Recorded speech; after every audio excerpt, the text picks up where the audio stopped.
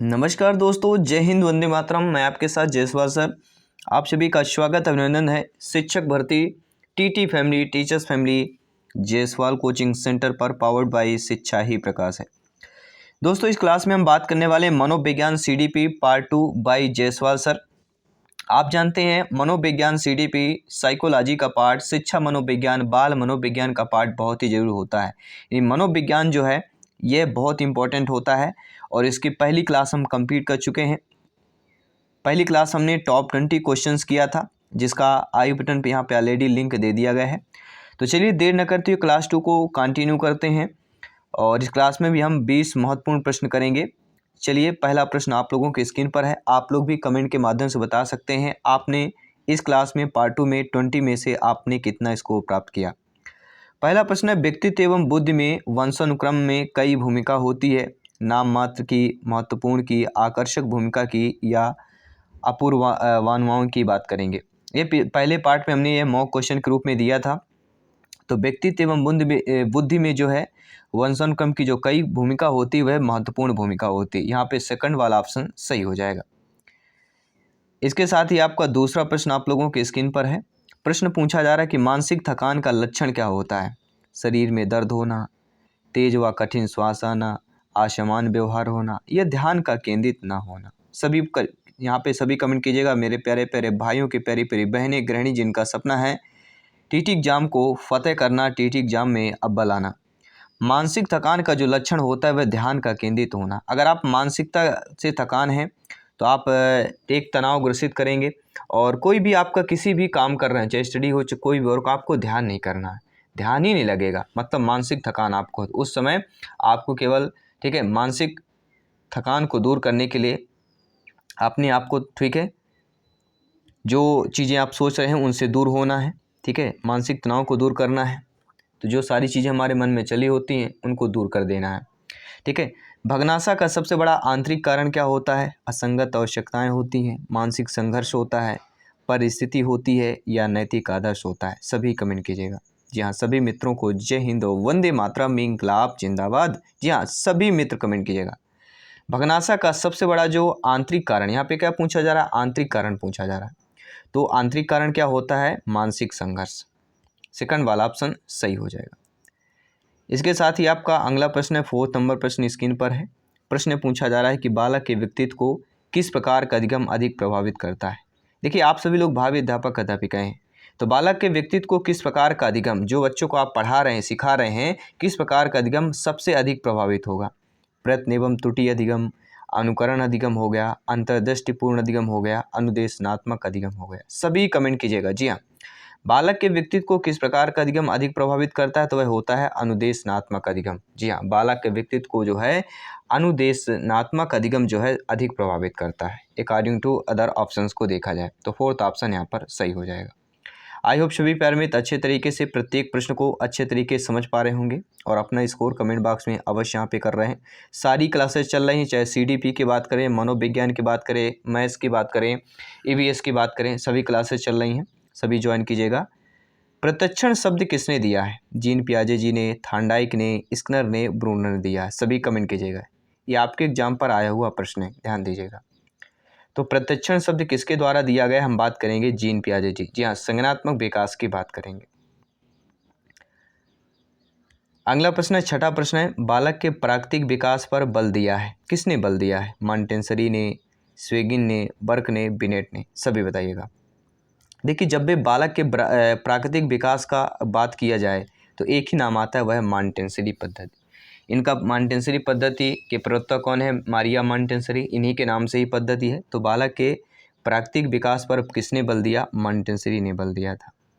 पहला ऑप्शन सही हो जाएगा।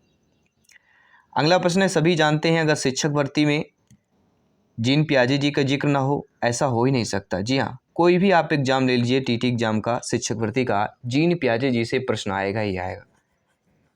जीन पियाजे जी के अनुसार 4 से 8 माह में कौन सा संज्ञानात्मक विकास होता है। हाथ मुंह का संबंधन, आँख हाथ का संबंधन, प्रतिक्रिया क्रिया या बोलना शुरू करना।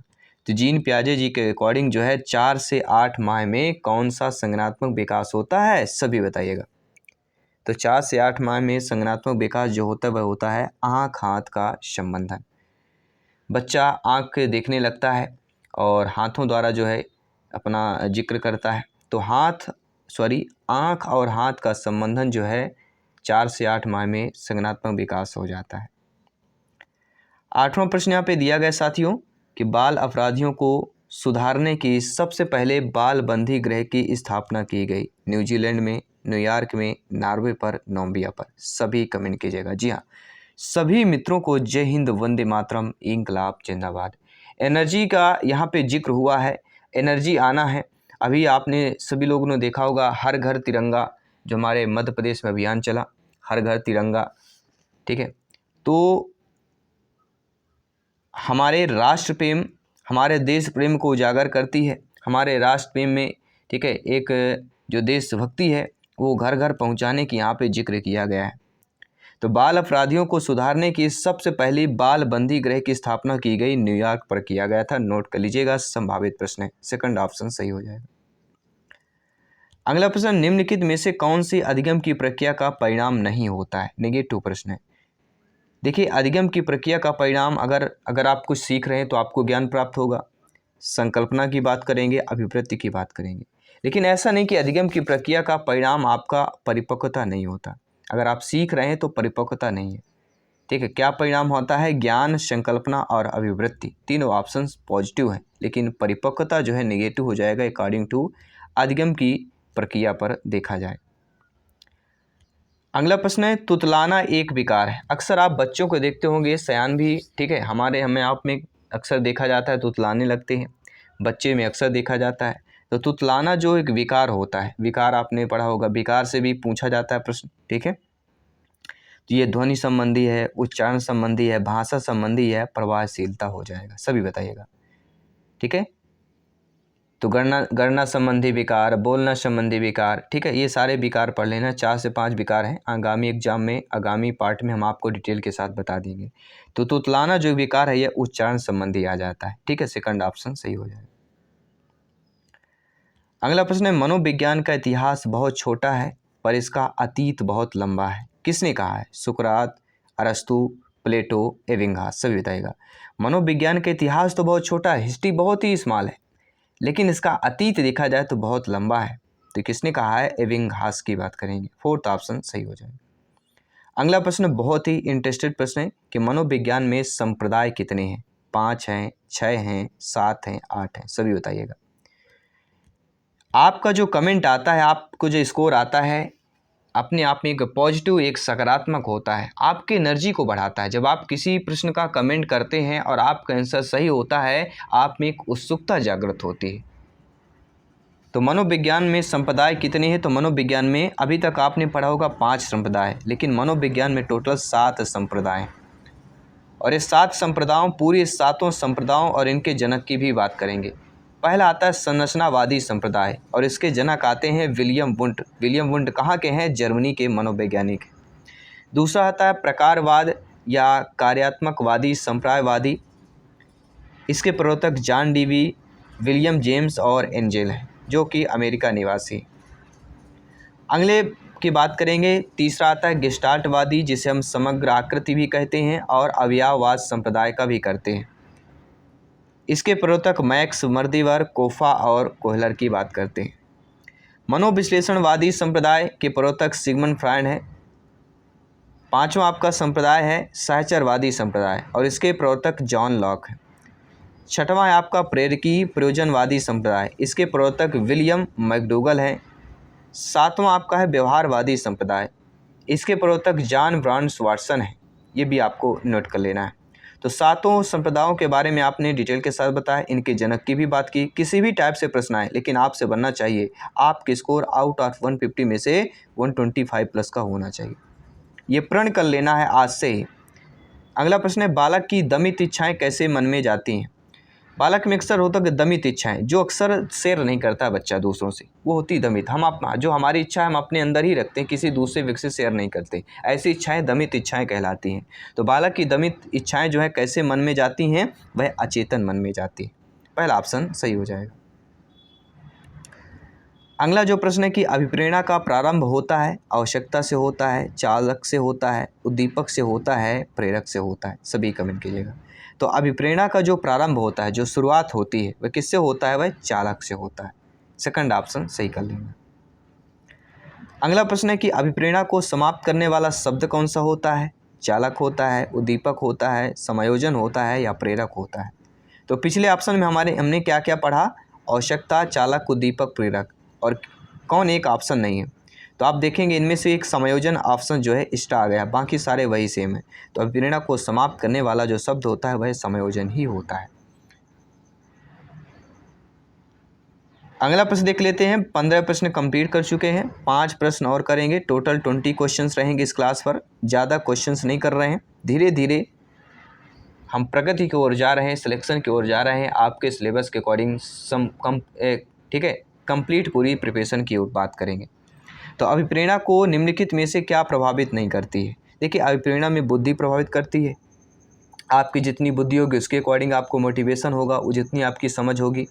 अधिगम पर भी करता है, ठीक है, और संयोजन पर भी करता है, लेकिन व्यक्तित्व पर नहीं करता है। आपका कैसा व्यक्तित्व है आप जानिए, लेकिन अभिप्रेरणा जो मोटिवेशन होता है, जो प्रभावित करता है बुद्धि, अधिगम, संयोजन पर, लेकिन व्यक्तित्व पर प्रभावित अभिप्रेरणा नहीं करता है। ये आपको ध्यान देना है। आइए बात करेंगे अगले प्रश्न की। किसी भी प्रश्न पर अगर आपका डाउट है बेफिक्र कमेंट कर सकते हैं। आपका एक एक कमेंट फीडबैक जायसवाल सर अभिनंदन स्वागत करते हैं। जी हाँ साथियों, व्यक्तित्व नहीं होता है परिवर्तन में, परिमार्जित में, गतिशील में या स्थायी में। देखिए, व्यक्तित्व किस में होता है पहले ये जान लेते हैं। तो व्यक्तित्व आप में परिवर्तन, परिमार्जित और गतिशील होता है। व्यक्तित्व कभी स्थायी नहीं होता है। आपका जो व्यक्तित्व है, क्या आप जो व्यक्तित्व शुरुआत में बचपन में है वही वृद्धावस्था में रहेंगे, वही आपका प्रौढ़ावस्था में रहेगा? ठीक, ऐसा नहीं है, युवावस्था में रहेगा। ठीक है, व्यक्तित्व जो है स्थायी नहीं होता है। व्यक्तित्व क्या होता है? परिवर्तन होता है, परिमार्जित होता है, गतिशील होता है। ठीक है, ये पॉजिटिव है, लेकिन स्थायी आपका नहीं होता है। अगला प्रश्न यहाँ पे दिया गया है कि दैवी प्रवृत्ति होती है, दैवी प्रवृत्ति इदम में होती है, अहम में होती है, परा अहम में होती है या उपरोक्त में से कोई नहीं। पिछली क्लास हम जब रीड की कर रहे थे प्रिपरेशन, उसमें हमने डिटेल के साथ आपको बताया भी था। ठीक है, इदम, अहम, पराहम, इद, ईगो, सुपर ईगो, इनसे एक प्रश्न जरूर आना है, ये आपको नोट कर लेना है। 1 नंबर यहाँ पे जरूर आएगा। कुछ टॉपिक ऐसे हैं जो, ठीक है, सेम क्वेश्चन नहीं आते, लेकिन उस टॉपिक से कहीं ना कहीं किसी टाइप का प्रश्न जरूर आता है। तो दैवी प्रवृत्ति में क्या होती? दैवी प्रवृत्ति में परा अहम, सुपर ईगो की बात करेंगे। अगला प्रश्न क्या दिया गया है? अगला प्रश्न है, असमान बालकों के अध्ययन के लिए कौन सी विधि श्रेष्ठ होती है? जो बालक कैसे होते हैं, बालक बालिका असमान होते हैं, उन बालकों के अध्ययन के लिए जो विधि श्रेष्ठ होती है वह प्रयोगात्मक विधि है, बहिदर्शन विधि है, जीवन इतिहास विधि है या विकासात्मक विधि की बात करेंगे। तो असमान बालकों के अध्ययन के लिए जो विधि श्रेष्ठ कहलाती है वह जीवन इतिहास विधि कहलाती है। थर्ड वाला ऑप्शन सही हो जाएगा। आई होप आप समझ गए होंगे। अब बात करेंगे इस क्लास का 20वां प्रश्न, अंतिम प्रश्न। गैरेट ने प्रेरक बताए हैं। जी हाँ, गैरेट के अनुसार प्रेरक कितने प्रकार के होते हैं? सभी कमेंट करके बताइएगा। 3 प्रकार के होते हैं, 2 प्रकार के होते हैं, 4 प्रकार के होते हैं, 5 प्रकार के होते हैं। तो गैरेट ने प्रेरक के कितने प्रकार बताएं? फटाफट अंदाज में जल्दी से कमेंट करके बता दीजिएगा। टॉप 20 में आपका स्कोर क्या है? अभी से आपके प्रिपरेशन में अव्वल आएंगे तो आपको पता है कि जब एग्ज़ाम होगा आप और कहीं बेहतर निखर कर आएंगे। आपका स्कोर, आपका अंक औरों से बेहतर दिखेगा। आपका स्कोर औरों से बेहतर आएगा क्योंकि आपने तैयारी बेहतरीन की है। तो आपने तैयारी बेहतरीन की है और एग्ज़ाम के पहले से की है। तो गैरेट ने प्रेरक के कितने प्रकार बताए हैं? तो गैरेट ने प्रेरक के 3 प्रकार बताए हैं। तीनों मनोवैज्ञानिकों ने कौन कौन से और एग्जाम में पूछे जाते हैं? देखिए, गैरेट की बात करें, प्रेरकों के प्रकार जो है गैरेट के अनुसार, गैरेट ने प्रेरक के 3 प्रकार बताए हैं। पहला आता है जैविक प्रेरक, दूसरा आता है मनोवैज्ञानिक प्रेरक, जैसे भय, क्रोध, प्रेम, दुख, आनंद, ये मनोवैज्ञानिक प्रेरक होते हैं। तीसरा होता है सामाजिक प्रेरक, जैसे आत्म प्रदर्शन, आत्म सुरक्षा, ये होते हैं सामाजिक प्रेरक। इसके बाद आता है मैस्लो के अनुसार प्रेरक कितने प्रकार के होते हैं? तो मैस्लो के अनुसार प्रेरक 2 प्रकार के होते हैं।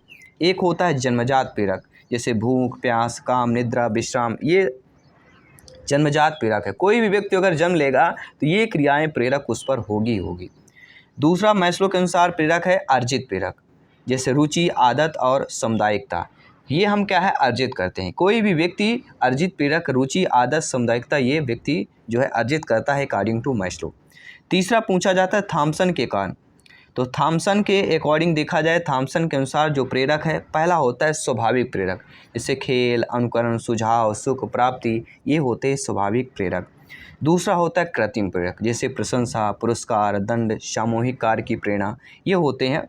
ठीक है, तो थॉमसन के अनुसार दो प्रेरक हैं, स्वाभाविक प्रेरक, कृत्रिम प्रेरक। इसके बाद मैस्लो के अनुसार जन्मजात प्रेरक, अर्जित प्रेरक, और आपके गैरेट के अनुसार जैविक प्रेरक, मनोवैज्ञानिक और सामाजिक प्रेरक होते हैं। तो आई होप आप लोगों ने प्रेरक को अच्छे तरीके से समझा। ये टॉप 20 क्वेश्चंस आप लोगों ने अच्छे तरीके से समझा और आपने कमेंट बॉक्स में अपना स्कोर भी जिक्र किया, स्कोर भी शेयर किया। बहुत बहुत धन्यवाद सभी शिक्षक बंधुओं का स्कोर शेयर करने के लिए, कमेंट करने के लिए, इस क्लास को बेहतरीन बनाने के लिए। आइए जल्दी मिलते हैं आपकी अगली क्लास पर। सभी मित्रों को जय हिंद, वंदे मातरम। धन्यवाद सभी का।